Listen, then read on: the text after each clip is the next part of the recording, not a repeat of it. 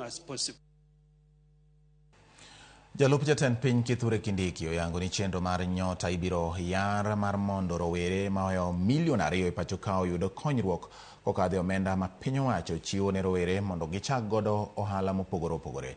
Kindiki oyango ni nyaka sani chenro mar NYOTA osekonyo rowere maromo 820 e kor gwenge mopogore opogore e tielo ma oseyangi. Jalup jatend piny Kithure Kindiki oyango magi e kinde mane oromo kod jotend migepe jogoro mongirore kaachiel kod jotaa chenro mopogore opogore marango kaka itayo chenro mag NYOTA.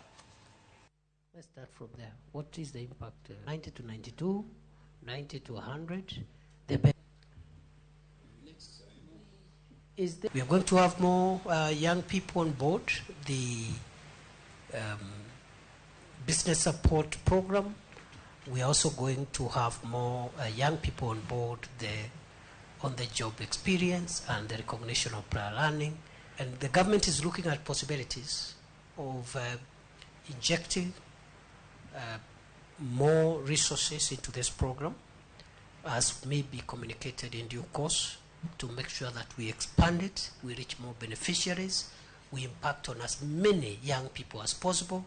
Currently, the total outreach is 820,000 young people.